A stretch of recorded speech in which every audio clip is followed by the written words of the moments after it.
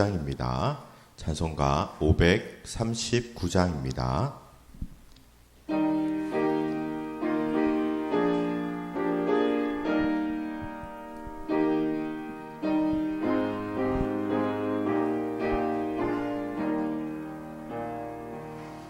나 예수께 조용히 나가 내 모든 짐 내려놓고 주 십자가 사랑을 믿어 죄 사함을 너 받으라.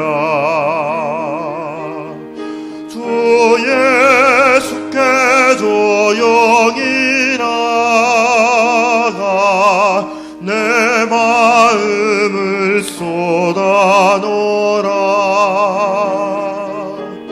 너를 미리 보시는 주님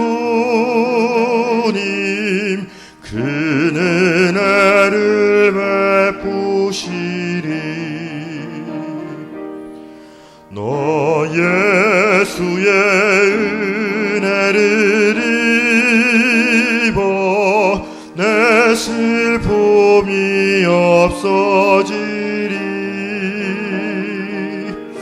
내 이웃을 늘 사랑하여 너 받은 것 거저주라. 주 예수께 조용히 나가 내 마음을 쏟아놓으라. 너를 미리 보시는 주님 그 은혜를 베푸시리. 주 예수를 친구로 삼아 늘 내 옆에 모시어라. 그 영원한 생명샘 물에 내 마른 목 죽이어라. 주 예수께 조용히 나가 내 마음을 쏟아놓으라. 너를 미리 보시는 주님 그 은혜를 베푸시리. 다 같이 일어나서 4절 찬양하겠습니다.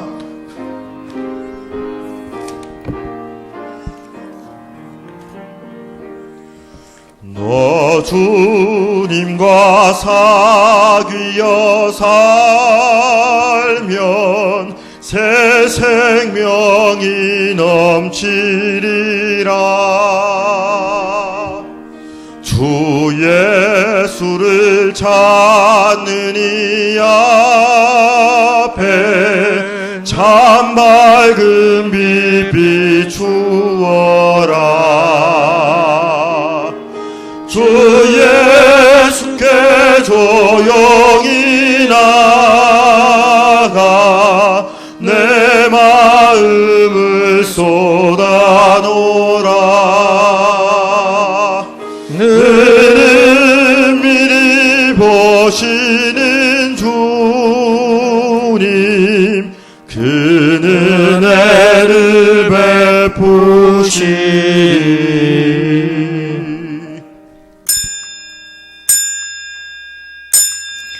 내가 주의 영을 떠나 어디로 가며 주의 앞에서 어디로 피하리까. 아멘.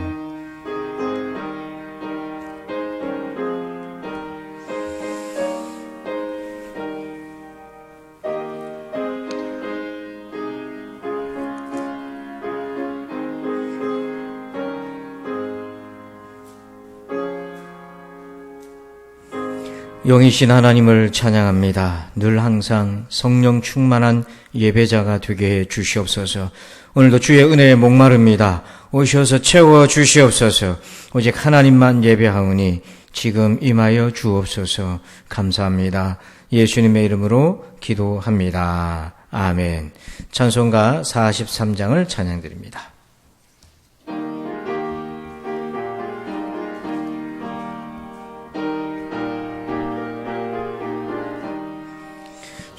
즐겁게 한식할 날 반갑고 좋은 날 내 맘을 평케하니 즐겁고 기쁜 날 이 날에 천하 만민 다 보좌 앞에서 참되신 삼위일체 다 찬송 부르네. 이 날에 하늘에서 새 양식 내리네. 성회로 모이라고 종소리 울리네. 복음의 밝은 빛은 온 세상 비치며 또 영생물이 흘러 시원케 하시네. 이 주일 지킴으로 새 은혜 입어서 영원히 쉬는 곳에 다 올라갑시다. 성부께 찬미하고 성자와 또 성령 참되신 삼위일체 다 찬송 부르세.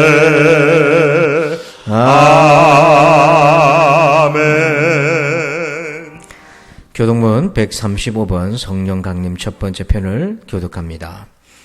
그의 위에 여호와의 영 곧 지혜와 총명의 영이요 모략과 재능의 영이요 오직 하나님이 성령으로 이것을 우리에게 보이셨으니 성령은 모든 것 곧 하나님의 깊은 것까지도 통달하시느니라.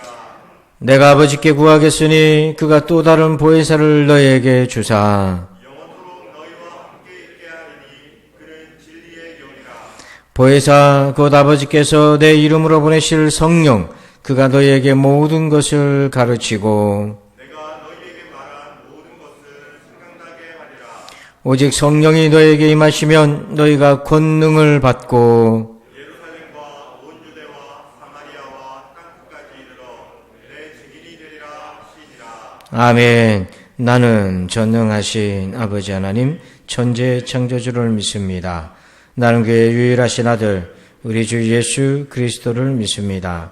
그는 성령으로 잉태되어 동정녀 마리아에게서 나시고 본디오 빌라도에게 고난을 받아 십자가에 못 박혀 죽으시고 장사된 지 사흘 만에 죽은 자 가운데서 다시 살아나셨으며 하늘에 오르시어 전능하신 아버지 하나님 우편에 앉아 계시다가 거기로부터 살아있는 자와 죽은 자를 심판하러 오십니다.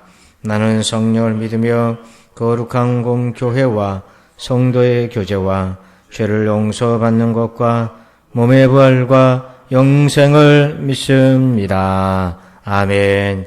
다 함께 자리에 앉으셔서 찬송합니다. 손 내밀어 주를 그리고 이어서 찬송과 같이 찬양드리겠습니다.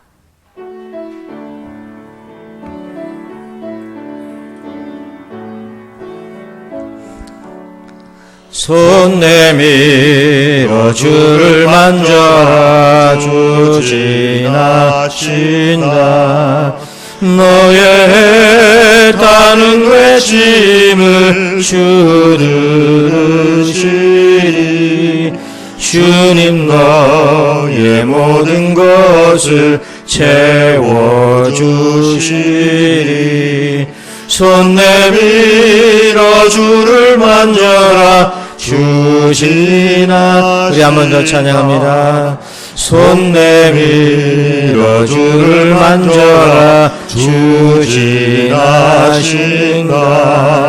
너의 타는 외침을 주 들으시니 주님 너의 모든 것을 채워주시니.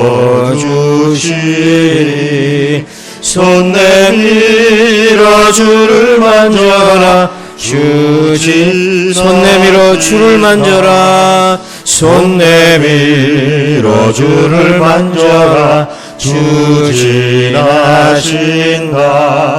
너의 타는 외침을 주 들으시니 주님 너의 모든 것을 채워주시니. 손 내밀어 주를 만져라 주지나신다. 복의 근원 강림하사 찬송하게 하소서. 한량없이 자비하신 증량할 길 없도다. 천사들의 찬송가를 내게 가르치소서.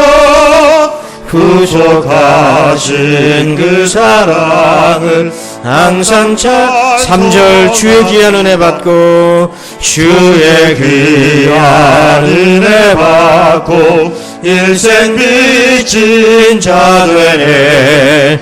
주의 은혜 사슬 되사 나를 주께 매소서. 우리 마음은 연약하여 범죄하기 쉬우니 하나님이 받으시고 천국이는 이것이 나의 간증이요 이것이 나의 찬송일세. 나 사는 동안 끊임없이 구주를 찬송.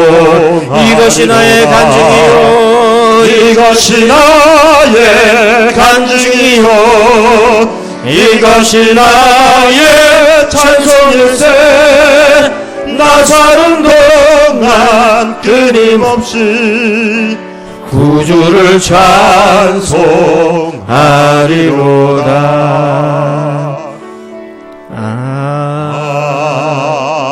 아멘.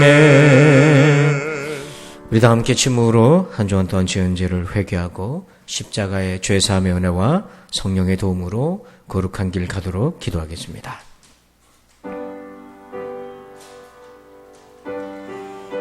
아버지 하나님,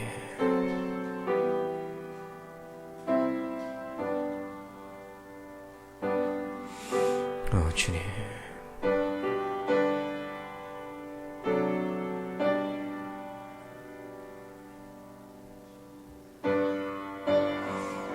주여 아버지,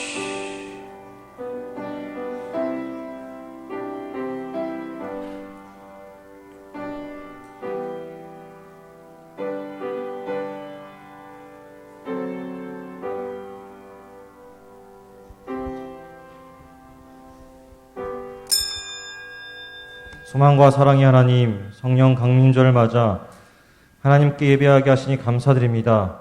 아멘. 우리의 본향이신 하나님을 사모하며 예배합니다. 주여, 흙으로 사람을 빚으사 하나님의 생기를 불어넣으사 생명이 되게 하신 것처럼 우리의 심령 가운데도 오순절 다락방에 모인 초대교회 성도들처럼 하나님의 은혜가 함께하여 주시고 필요한 은혜를 공급해 주소서. 아멘.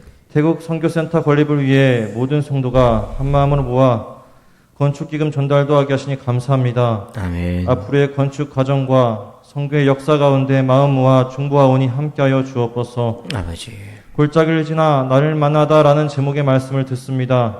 우리 각자의 골짜기에서 사랑하는 하나님을 보기 원하고 만나게 하옵소서. 삶이 때로 힘들고 녹록치 않더라도 우리 안에 평안과 하나님의 사랑이 잊혀지지 않게 하소서. 아멘. 특별히 우리가 죄인임을 고백하오니 이 시간 우리의 죄를 용서하여 주시고 우리의 생각의 죄를 주님의 가시 면류관에 보혈로 깨끗게 하시고 아버지. 우리의 손과 발에 지은 모든 죄 또한 주님의 십자가에 못 박힌 대속의 은혜로 씻어주소서. 아멘. 영과 진리로 드리는 예배 되게 하소서. 아멘. 하나님께 드려진 예배요 하나님의 임재를 경험하는 예배, 하나님을 경외하는 예배 되게 원합니다. 아멘. 우리 성도들 가는 곳곳마다 주님의 빛과 소금을 나타내는 모든 자 되기 원하며 주여. 성령님 하나님 의지하오며 예수 그리스도 이름으로 기도드립니다. 아멘.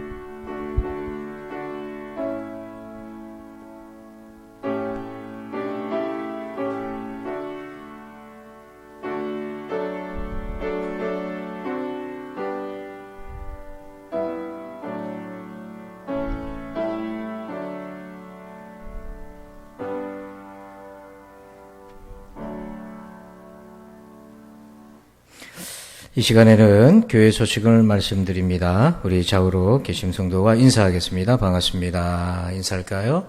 감사합니다. 주보를 참고해 주시기 바랍니다. 오늘은 성령 강림 주일 및 5월달 선교 예배로 겸해서 드립니다. 예배 방역 예절 5가지를 여러분 꼭 지켜주시기를 바랍니다.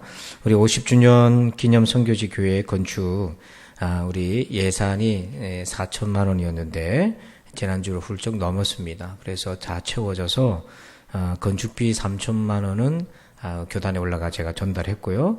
나머지 헌금액은 예배당 안에 들어가는 물품 비용, 앰프 시설, 영상장비, 에어컨, 또 강대사 이런 물품들이 들어가게 되는데 그 물품 구입비와 그리고 행사비, 헌당식과 또 산마을 목회자 수련회를 저희가 이제 의뢰를 부탁을 받았는데요. 몇 년 전부터 그곳에 우리 함께 쓰고요. 선교비로 우리 목적에 맞게 진행되도록 하겠습니다. 계속 기도해 주시길 바랍니다.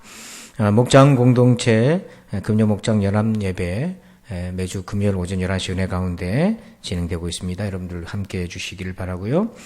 그리고 혹시 기부금 증명서가 필요하신 분들은 한 주 전에 미리 성명 또 주소 주민번호 이렇게 기재하셔서 저정부로 신청하시면 되겠습니다.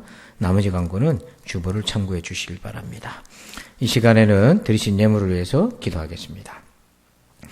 야곱의 하나님을 자기 힘으로 삼고 여호와 자기 하나님 안에 소망을 두며 살아가게 하여 주시옵소서. 한 주간도 그렇게 우리의 힘이 되어주시고 소망이 되어주신 하나님을 찬양합니다. 이 믿음으로 예물을 드립니다. 하나님 영광을 받아 주시옵소서. 사랑하는 우리 성도들에게 복을 주시옵소서. 무엇보다도 믿음과 건강과 자녀와 사업의 복을 주시옵소서. 그래서 아버지 하나님 은혜로 살아가게 하여 주옵소서. 예수님의 이름으로 기도합니다. 아멘.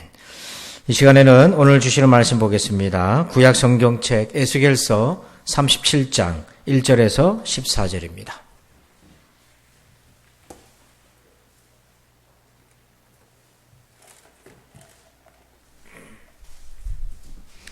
에스겔 37장 1절로 14절까지 말씀입니다. 우리가 함께 교독하도록 하겠습니다. 구약 성경 1210쪽에 있습니다. 에스겔 37장 1절로 14절. 여호와께서 권능으로 내게 임재하시고 그의 영으로 나를 데리고 가서 골짜기 가운데 두셨는데 거기 뼈가 가득하더라. 나를 그 뼈 사방으로 지나가게 하시기로 본즉 그 골짜기 주변에 뼈가 심이 많고 아주 말랐더라. 그가 내게 이르시되 인자야 이 뼈들이 능히 살 수 있겠느냐 하시기로 내가 대답하되 주 여호와여 주께서 아시나이다. 또 내게 이르시되 너는 이 모든 뼈에게 대언하여 이르기를 너희 마른 뼈들아 여호와의 말씀을 들을지어다. 주 여호와께서 이 뼈들에게 이같이 말씀하시기를 내가 생기를 너희에게 들어가게 하리니 너희가 살아나리라. 너희 위에 힘줄을 두고 살을 입히고 가죽으로 덮고 너희 속에 생기를 넣으리니 너희가 살아나리라. 또 내가 여호와인 줄 너희가 알리라 하셨다 하라. 이에 내가 명령을 따라 대언하니 대언할 때 소리가 나고 움직이며 이 뼈 저 뼈가 들어맞아 뼈들이 서로 연결되더라. 내가 또 보니 그 뼈에 힘줄이 생기고 살이 오르며 또 내게 이르시되 인자야 너는 생기를 향하여 대언하라. 생기에게 대언하여 이르기를 주 여호와께서 이같이 말씀하시기를 생기야 사방에서부터 와서 이 죽음을 당한 자에게 불어서 살아나게 하라 하셨다 하라. 이에 내가 그 명령대로 대언하였더니 생기가 그들에게 들어가매 그들이 곧 살아나서 일어나 서는데 극히 큰 군대더라. 또 내게 이르시되 인자야 이 뼈들을 이스라엘 온 족속이라. 그들이 이르기를 우리의 뼈들이 말랐고 우리의 소망이 없어졌으니 우리는 다 멸절되었다 하느니라. 그러므로 너는 대언하여 그들에게 이르기를 주 여호와께서 이같이 말씀하시기를 내 백성들아 내가 너희 무덤을 열고 너희로 거기에서 나오게 하고 이스라엘 땅으로 들어가게 하리라. 내 백성들아 내가 너희 무덤을 열고 너희로 거기에서 나오게 한즉 너희는 내가 여호와인 줄을 알리라. 내가 영을 너희 속에 두어 너희가 살아나게 하고 내가 또 너희를 너희 국 땅에 두리니 나 여호와가 이 일을 말하고 이룰 줄을 너희가 알리라. 여호와의 말씀이니라. 아멘. 할렐루야. 오늘은 골짜기에서 나를 만나다 라는 제목으로 함께 은혜를 나눕니다. 예전에 어렸을 때에 축구 경기가 열리면 저희 아버지나 삼촌들이 모여서 축구 경기를 이렇게 보는데 얼마나 시끄럽게 축구 경기를 관람을 하는지 감독이 저희 집에 있는 줄 알았어요. 두 분이나. 그러면서 훈수를 두는데 이렇게 해야 되지 저렇게 해야 되지 막 잘못 뛰는 선수를 향해서는 욕도 하고 막 소리도 지르면서 그렇게 축구를 봅니다. 그래서 제가 어린 제가 이렇게 보면서 야 우리 아버지하고 삼촌은 축구를 억수로 잘하는가 보다. 그래서 엄마한테 물었습니다. 아버지 축구 잘하시냐고. 제일 싫어하는 게 축구랍니다. 나가서 뛰는 건 싫은데 보는 건 좋아하는 거예요. 그러니까 저마다 보면 다 자기가 감독이고 제일 잘하는 것처럼 여겨지잖아요. 실제로는 그렇지 않은데요. 이거를 또 연구한 사람이 있어요. 더닝과 크루거라고 하는 두 심리학자가 연구한 건데 이게 바로 더닝-크루거 효과인데요. 이게 어떤 의미냐면 뭔가를 잘 할 수 없는 사람은 그 분야에 뭔가를 잘 할 수 없는 사람은 실제로 자기가 그 분야를 할 수 없다는 것을 모른다는 거예요. 이 말이 좀 이해가 되십니까? 그 분야에 대해서 자기가 잘 할 수 없는 사람은 그 분야에 내가 할 수 없다는 사실을 모른다는 거예요. 거꾸로 말하면 조금만 그 분야에 자기가 관심을 갖고 잘하면 진짜로 잘하는 줄 착각한다는 거예요. 그래서 이 원을 보면 원이 지금 4개가 있잖아요. 제일 안에 있는 제일 작은 원은 뭐냐면 실제로 그 분야에 대해 내가 알고 있는 부분이고요. 모르고 있는 부분은 바깥에 검정색으로 되어 있는 그 부분이 너무너무 많은 거죠. 근데 실제로 우리는 이걸 거꾸로 생각하고 있다는 거예요. 그러면 왜 사람들은 자기가 모르고 있다는 것을 왜 모를까? 자기가 무지하다는 걸 왜 모르는 것일까? 그게 학자들이 연구해 보니까요. 메타인지가 부족하다고 하는 거예요. 여러분 메타인지는 말은 어려운데 메타는 초월하다는 거예요. 인지는 이해한다는 거잖아요. 자 사진을 보면 저 뒷모습이 누구 모습입니까? 누구 모습이에요? 여러분 잘 아시는 모습 아니에요? 제 뒷모습입니다. 작년에 우리 권사에서 제주도 우리 수련회 갔을 때에 뒷모습을 누가 찍어준 거예요. 저는 살면서 제 뒷모습을 저렇게 전체로 볼 기회가 있어요? 없어요? 없어요. 저는 그렇게 뒤에 눈이 달려있지 않기 때문에. 근데 누군가 저의 뒷모습을 보고 사진을 건네주니까 내가 평소에 걸음걸이가 저렇고 뒤에서 볼 때는 저렇게 비춰주는 거구나. 나를 초월해서 나 밖에서 나를 보는 거. 이게 바로 메타인지 자기를 초월한 관점으로 보는 거 하는 거죠. 그래서 우리가 자기를 정말 깊이 있게 이해하려면 자기 밖에서 자기를 보는 훈련이 있어야 됩니다. 그 중에서 우리가 믿음이 성장하려면 반드시 자기 밖에서 자기를 볼 줄 알아야 돼요. 그게 뭐냐면 하나님의 관점에서 나를 볼 수 있어야 되는 겁니다. 이게 바로 메타인지인 거예요. 그러니까 하나님은 나를 어떻게 보실까? 하나님의 눈에는 나는 어떤 사람으로 비춰질까? 이걸 늘 염두에 둬야 우리의 믿음이 어제보다 오늘 더 성숙할 수 있죠. 그래서 오늘 하나님께서 구약의 예언자였던 에스겔을 데리고 가십니다. 37장 1절을 같이 읽어볼까요? 시작. 여호와께서 권능으로 내게 임재하시고 그의 영으로 나를 데리고 가서 골짜기 가운데 두셨는데 거기 뼈가 가득하더라. 아멘. 하나님은 에스겔을 데리고 어디로 가셨습니까? 골짜기로 데리고 가셨어요. 이 골짜기는 지금 이 상황은 이스라엘이 바벨론에 의해서 패망하기 직전의 상황이고요. 이 골짜기에는 실제는 이 골짜기에 수많은 뼈들이 있는데 이 상황에서 하나님은 우리의 모습을 보여주시는 거예요. 그래서 에스겔은 이 골짜기에서 자기의 모습을 봅니다. 자기 민족의 모습도 보는 거고요. 이 골짜기에서 하나님께서 사람을 세 가지 관점에서 보여주십니다. 우리가 어떠한지. 자, 그래서 지금부터 이 세 가지 관점을 우리가 살펴볼 것인데 여러분은 스스로 한번 진단해 보십니다. 나는 어떤 사람에 해당이 될 것인가? 하나님이 골짜기에서 나를 보여주실 때 나는 어떤 사람인가? 첫 번째는요, 3절 말씀. 3절입니다. 시작. 그가 내게 이르시되 인자야 이 뼈들이 능히 살 수 있겠느냐 하시기로 내가 대답하되 주 여호와여 주께서 아시나이다. 첫 번째 상태는 뭐냐면 죽은 자의 모습, 뼈의 상태입니다.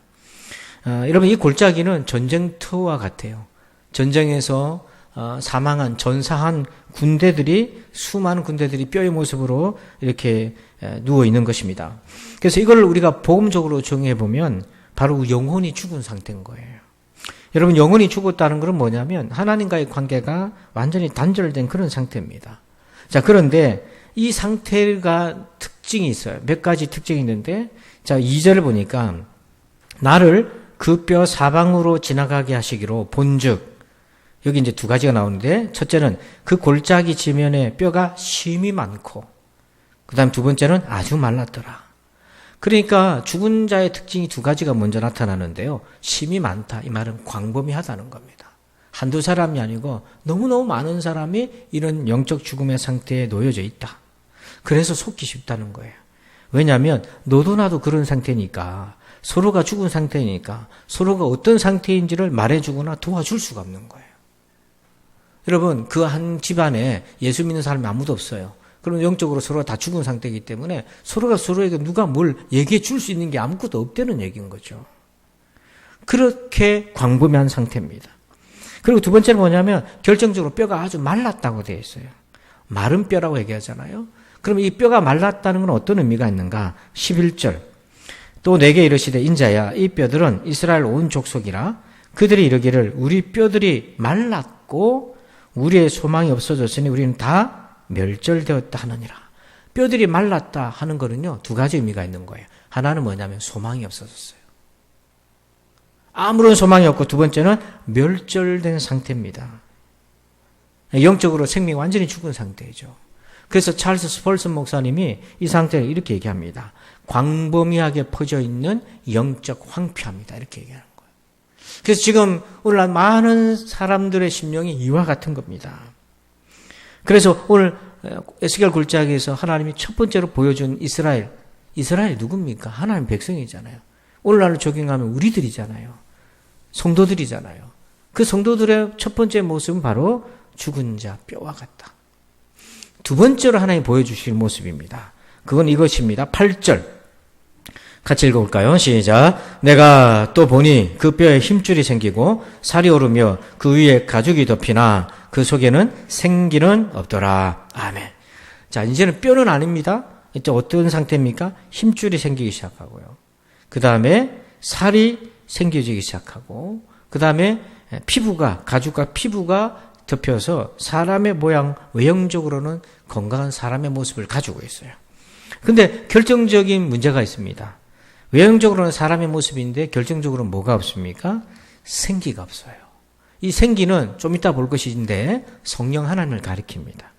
그래서 이것을 가리켜서 육신적인 상태라는 거예요. 육신적인 그리스도인. 그래서 마치 살아있는 것 같은 생기가 있는 것 같은 착시를 스스로 하게 됩니다. 그래서 7절 보니까요. 이에 내가 명령을 따라 대언하니 대언할 때에 소리가 나고 움직이며 이 뼈 저 뼈가 들어맞아 뼈들이 서로 연결되더라.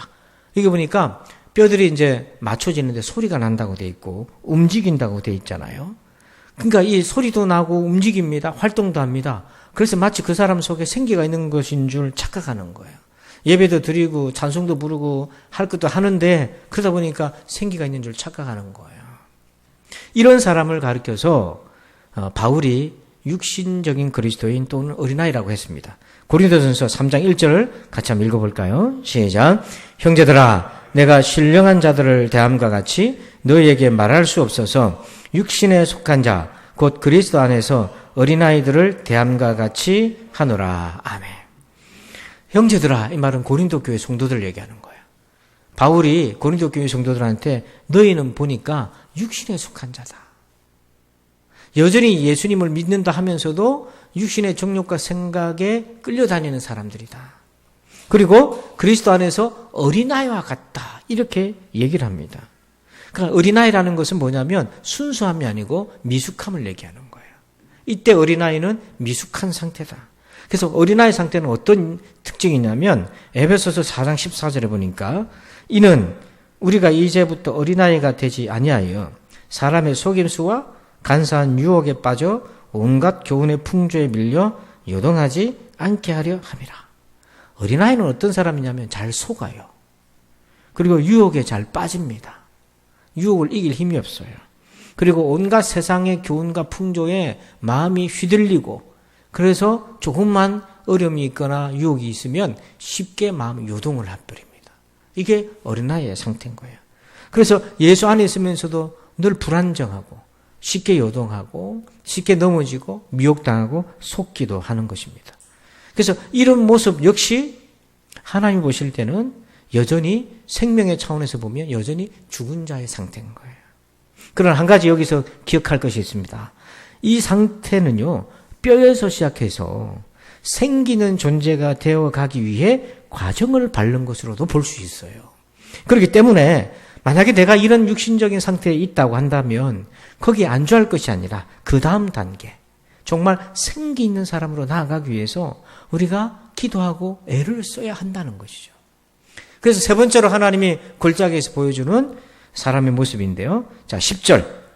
우리 다 같이 한번 읽어봅시다. 시작. 예, 내가 그 명령대로 대언하였더니 생기가 그들에게 들어가매 그들이 곧 살아나서 일어나 서는데 극히 큰 군대더라. 아멘. 세 번째는요, 하나님 어떤 모습을 보여줬냐면 생기가 들어갔어요. 생기가 들어갔습니다. 이 생기는 14절에 보면 이렇게 되어 있습니다. 내가 또 내 영을 너희 속에 두어 너희가 살아나게 하고. 즉 생기는 하나님의 영인 거예요. 그 하나님의 영이 우리 속에 있어야 살아있는 사람이 된다는 거죠. 하나님의 기준에서. 영적 존재가 된다는 거예요. 중생한 자, 거듭난 신자로 볼 수 있는 거예요. 여러분 이렇게 살아난 사람은요, 두 가지 특징이 있습니다. 10절 말씀 보십니다. 10절에 보니까 두 가지 어떤 특징이 있냐면 10절 끝에 보세요. 생기가 그들에게 들어가매 그들이 살아나서 살았잖아요. 그래서 나타나는 특징이 뭡니까? 일어나 선다. 일어나 서는 것이고 두 번째는 뭐가 되는 겁니까? 극히 큰 군대가 된다고 되어 있어요. 그러니까 성령 하나님이 계시고 영적으로 거듭나고 충만한 사람은 일어서는다. 여기서 일어선다는 것은 군인이 원수와 전쟁을 마주쳐서 도망가는 것이 아니라 다윗처럼 골리앗 앞에 당당하게 서는 걸 얘기하는 거야. 그리고 이 사람들이 뼈가 아니라 이제는 지극히 큰 군대가 되었다. 하나님의 군대가 되었다는 거예요. 그런데 여러분 이 모습을 머리에 잘 기억하세요. 일어나 서는데 극히 큰 군대. 이 두 모습은 뼈들과 대조가 됩니다. 조금 전에 봤던. 자, 2절에 보니까 뼈들은, 죽은 자는 어떤 상태입니까? 뼈가 심이 많고, 그 다음 뭐예요? 아주 말랐다 이렇게 돼 있잖아요. 아까 우리가 읽었던 10절 말씀과 대조해 보면 지극히 큰 군대가 2절에서는 보니까 심히 뼈가 많은 상태였는데 이 뼈가 지극히 큰 군대가 되었고, 자, 일어나 섰다 군대나 생기는 사람은. 그런데 2절에 뼈의 상태는 뭐예요? 아주 말라서 뼈가 퍼석퍼석해질 정도로 메마른 상태라는 거죠. 그래서 여러분 여기서 생기가 들어와서 지극히 큰 군대가 되었다 했을 때 일어나다는 단어는요, 히브리어에는 어떤 의미가 있냐면 아마드라는 단어가 있는데 뜻인데 그 아마드라는 단어 뜻 안에는 머물다는 의미가 있어요. 여러분 생각해 보세요. 일어섰다라고 하는 단어 안에 머물다는 뜻이 있는 거예요. 무엇이 우리 가운데 머뭅니까? 성령 하나님이 머무는 거예요. 성령 하나님이 우리 속에 머무실 때 우리가 일어서는 사람 돼요. 그러니까 여러분 영적으로도요, 누워있거나 낙심하거나 좌절하거나 마음의 병이 있으면 어떻습니까? 몸의 상태가 다 누워있어요. 그래서 시민공원 가보면은 그런 적적한 마음, 힘든 마음, 좌절된 실망스러운 마음을 좀 일으켜 보려고 공원에 나와서 벤치에 앉아가지고 요즘 트로트 유행하잖아요. 그 트로트 듣고 앉아서 사실 넋이 조금 빠진 모습으로 앉아있는 분들이 참 많잖아요. 지나가다 보면 참 마음이 아픈 거예요. 애를 쓰는데도 안 되는 거예요. 그런데 이 뼈와 같은 사람이 일어서서 군대가 되었다? 무엇이 그 안에 머무시는 분이 있는데 하나님의 영이 머물 때 그런 일이 있는 거예요. 여러분, 우리도 그리스도인을 할지라도 하나님의 영이 내게 머물지 않으면 뼈와 같은 상태로 순식간에 돌아간다는 거죠. 그래서 여기서 군대라고 하는 표현은 이스라엘이 출애굽할 때 하나님이 애굽의 종이었다고 얘기합니다. 이스라엘 백성들을. 근데 출애굽시킬 때 하나님은 이들을 뭐라고 표현하냐면 하나님의 군대라고 표현해요. 정체성이 바뀌는 거예요. 성령께서 우리 안에 계시면 내가 누구인지에 대한 정체성이 바뀌어요. 더 이상 나를 구성하는 요소가 학력, 가문, 재산, 이런 외모, 이런 것으로 내가 구성되는 게 아니고 하나님이 나를 구성하는 본질이 되신다는 거예요. 그런데 너무 안타까운 거는 하나님을 믿으면서도 여전히 세상 것으로 자기의 본질을 구성하려고 애를 쓰는 사람들이 너무 많은 거예요. 얼마나 하나님 보실 때 안타깝겠습니까?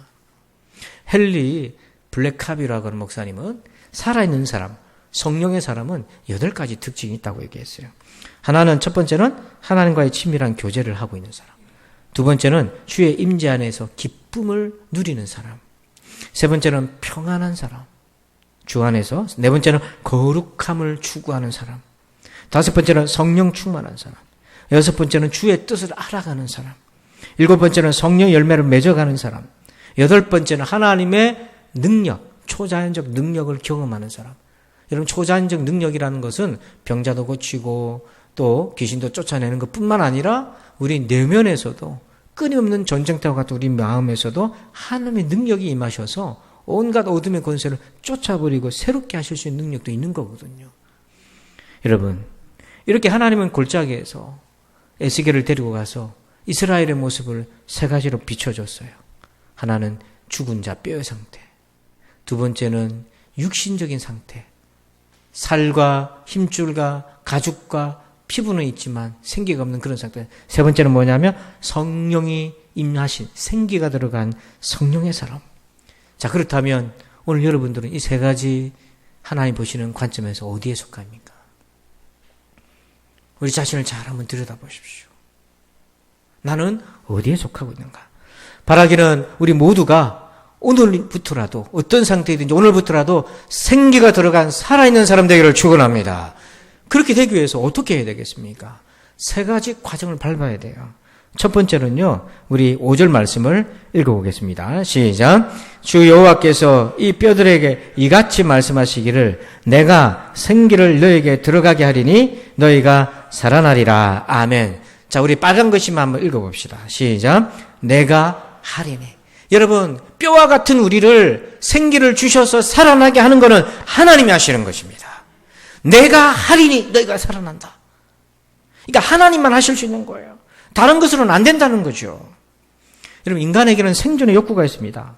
그래서 죽어가는 자신을 살리려고 애를 씁니다. 그런데 여러분, 육신은 우리가 살려보려고 애를 많이 쓰죠. 좋은 것도 먹고 치료도 하고 애를 씁니다. 그러나 죽은 우리의 영혼을 살리는 것은 하나님만 하시는 거예요. 하나님만이 하실 수 있는 것을 다른 방법으로 하려고 하지 마시길 바랍니다. 그건 헛수고예요. 그렇게 하면 할수록 더 힘이 빠지는 겁니다. 그래서 우리가 생기가 들어가 살아나는 사람, 성령의 사람이 되려면 딴 거 없습니다. 무조건 하나님 앞으로 와야 되는 것입니다. 그러면 그 다음 하나님 앞으로 오면 어떻게 하시는가? 두 번째 과정이에요. 4절 읽습니다. 시작. 또 내가 내게 이르시되 너는 이 모든 뼈에 대하여 대언하여 이르기를 너희 마른 뼈들아 여호와의 말씀을 들을지어다. 아멘. 4절 끝에 보세요. 이 마른 뼈가 힘줄이 생기고 살이 붙고 가죽이 덮이는 그 출발점은 어디서부터 출발한다고 되어 있습니까? 여호와의 말씀을 들을지어다. 여러분, 두 번째는 하나님의 말씀을 들어야 살아나기 시작합니다. 여러분, 딴 방법 없어요. 하나님의 말씀 들어야 돼요. 뉴스 듣고 살아난다. 그러면 저한테 얘기했어요. 뉴스 보면 막 화딱지만 나요. 살아나는 게 아니에요. 하나님의 말씀을 들어야 삽니다. 그러면 도대체 하나님의 말씀에는 어떤 힘이 있길래 듣는 자가 마른 뼈 같은 사람이 살아나기를 소생하기를 시작하나. 자, 히브리서 4장 12절 읽어볼까요? 시작. 하나님의 말씀은 살아있고 활력이 있어 좌우에 날선 어떤 검보다도 예리하여 혼과 영과 및 관절과 골수를 찔러 쪼개기까지 하며 또 마음의 생각과 뜻을 판단하나니. 아멘. 하나님은 말씀을 좌우에 날선 검으로 비유를 하셨는데, 우리 이장님 여기 계시지만 수술할 때 아무 칼이나 쓰지 않잖아요. 철저하게 소독하고 쓰지 않습니까? 전용 칼이 있잖아요. 만약에 그 칼에 뭐가 오염이 되어 있으면 큰일 나지 않습니까? 그만큼 칼이 중요하죠. 수술해서 뼈까지 다 골수까지 해볼 수 있는 거잖아요. 이게 뭐냐면 하나님의 말씀은 혼을 넘어 정신세계를 넘어서 우리의 영혼 깊숙한 것까지 터치해 주시는 거예요. 여러분, 아무리 뛰어난 상담가도 우리의 마음은 정신세계는 터치해 줄 수는 있어요. 하지만 영혼 터치해 줄 수가 없어요. 때로는요, 무의식 속에, 내 영혼 속에 내가 잠겨놨던 나도 모르는 내 생각까지도 하나님의 말씀은 터치해 주셔요. 그럼 어떤 일이 생겨나나? 사람이 살아나기 시작하는 거예요. 말씀으로 살아나기 시작해요. 근데 여기가 다는 아닙니다. 근육과 살이 붙는 상태죠. 아직 완전히 살아난 건 아니에요. 완전히 살아나려면 세 번째가 필요합니다. 9절 읽어봅니다. 시작. 또 내게 이르시되 인자야 너는 생기를 향하여 대언하라. 생기에게 대언하여 이르기를 주 여호와께서 이같이 말씀하시기를 생기야 사방에서부터 와서 이 죽음을 당한 자에게 불어서 살아나게 하라 하셨다 하라. 세 번째는요, 생기가 반드시 들어와야 돼요. 근데 생기를 누가 움직이시는가? 하나님만이 움직이십니다. 그래서 하나님이 9절에서 이렇게 얘기하잖아요. 생기야 사방에서부터 와서, 사방이라는 건 동서남북인데 사방부터 온다는 표현은 구약에서는 신약 성경에서도 마찬가지지만 바람을 의미합니다. 성령은 바람으로 비유되잖아요. 바람으로 오는 거예요. 성령의 바람인 거예요. 그래서 에스겔 37장 14절 내가 또 내 영을 너희 속에 두어 너희가 살아나게 하고 내가 또 너희를 너희 고국 땅에 두리니 나 여호와가 이 일을 말하고 이룬 줄을 너희가 알리라 여호와의 말씀이니라. 여러분, 성령을 보내주실 수 있는 분은 하나님밖에 없습니다.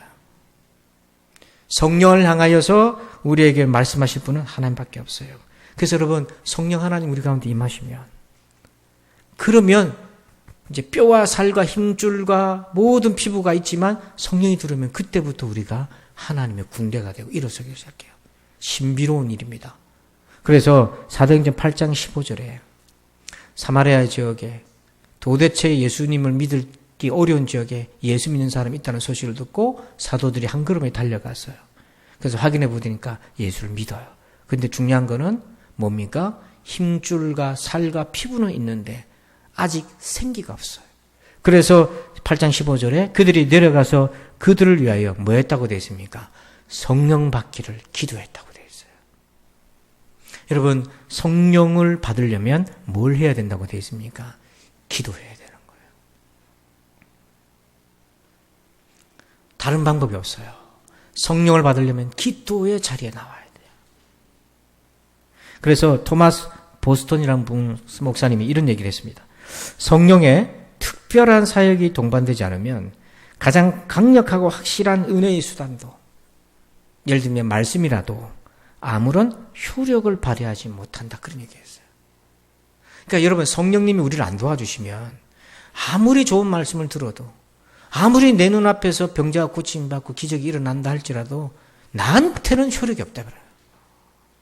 거꾸로 말하면 들은 말씀이 내게 역사하고 또 함께 예배하는 이 예배 시간이 내게 하나님의 임재 가운데 들어가게 하려면 반드시 성령님의 도움을 받아야 된다는 거예요.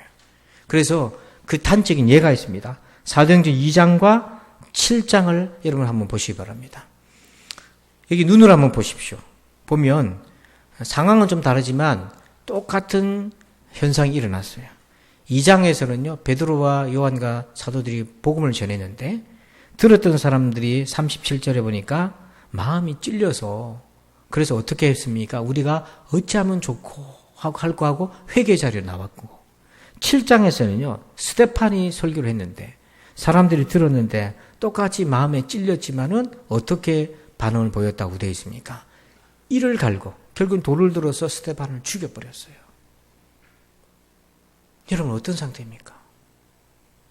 하나님 말씀 앞에서 이 두 가지 선택지 앞에서 여러분 어떤 상태예요? 그러면 도대체 왜 똑같이 마음에 찔렸는데 왜 2장에서는 회개의 자리로 나오고 왜 7장에서는 돌을 들었나? 도대체 왜 이런 일이 생겼나? 조금 전에 말씀드린 대로 성령께서 도와주실 때에 그 도움을 거절하지 말아야 된다는 거예요. 하나님은 인격적인 분이시잖아요. 그래서 우리를 도와주실 때 우리가 거절해버리고 외면해버리면 예수님조차서도 어쩔 수가 없는 거예요. 그런데 2장에서는 성령께서 그들의 마음을 감화감동시켜주는 것에 대해서 거부하지 않았어요, 사람들이. 그 도움을 받으니까 회개의 자리를 갖고. 7장에서는요, 그들이 말씀을 듣고 마음이 찔렸지만 성령께서 도와주시려고 애를 쓰는데 거절해버린 거예요. 그걸 가리켜서 완악이라고 얘기하는 거예요. 그래서 다 잃어버린 거죠. 거꾸로 생각하면 오늘 7장의 사람이 2장의 사람이 되려면 성령의 도움을 받아야 되는 것입니다. 여러분 오늘 우리가 성령의 도움을 받으시길 바랍니다. 그래야 살아있는 사람, 생기 있는 사람, 하나님의 군대가 될 수 있는 거죠. 여러분 이 도표를 한번 잘 보실까요? 이 도표를 잘 보세요. 이게 밑에 글씨가 좀 보이는지 모르겠는데 밑에 있는 바는 뭐냐면 이 주제와 관련된 지식의 양입니다. 그리고 이쪽 세로줄은 뭐냐면 그 분야에 대해서 자기가 막 하고 싶은 말이 많은 거예요. 아는 척을 하고 싶은 거야. 근데 제일 말을 많이 하고 아는 척을 많이 할 때가 있잖아요. 그 산이 있는데 이 어리석음 산이라고 돼 있어요. 제일 말을 많이 할 때 그때는 지식의 양은 어떻습니까? 별로 안 되는 거예요. 조금 알 때 가장 많이 아는 것처럼 소리를 낸다는 거예요. 근데 쭉 예수를 알아가다 보면 중간쯤에 오면 변곡점이 있죠. 예수님 알아가는데 완전히 바닥을 치잖아요. 이게 뭐냐면 추하게 겸손해지는 거예요. 그리고 주를 더 깊이 알아가다 보면 마지막 상승 곡선이죠. 이때의 곡선은 중간에 있는 어리석은 산과는 달라요. 이때는 뭐냐면 스데반처럼 겸손한 확신을 가지고 죽을 수도 있는, 주를 위해서 죽을 수도 있는 그런 마음으로 바뀌는 상태인 거예요. 그래서 여러분 이 가운데 변곡점을 골짜기로 한번 봅시다. 이 사람은 왜 이렇게 겸손해졌을까요?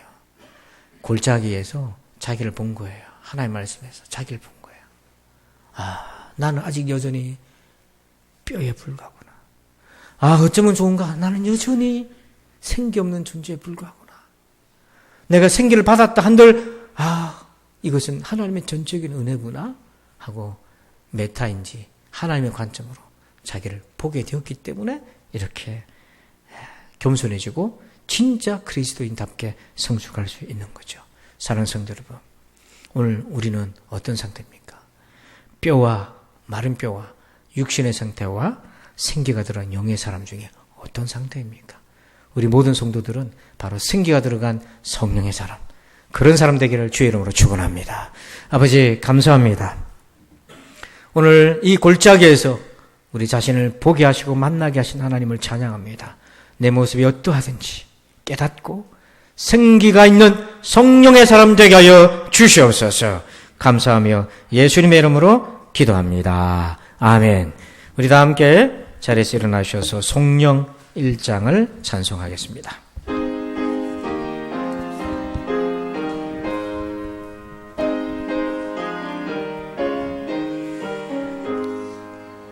만국의 근원 하나님 온 백성 찬송 드리고 저 천사여 찬송하세 찬송 성부 성자 성령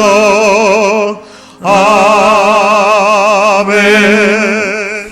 이제는 우리 구주 예수 그리스도의 은혜와 하나님 아버지의 그 크신 사랑하심과 성령님의 감화감동 교통의 충만하심의 역사하심이 오늘도 골짜기에서 우리 자신을 만나기를 소원하는 저들 위해 이제부터 영원토록 함께 계실지어다. 아멘.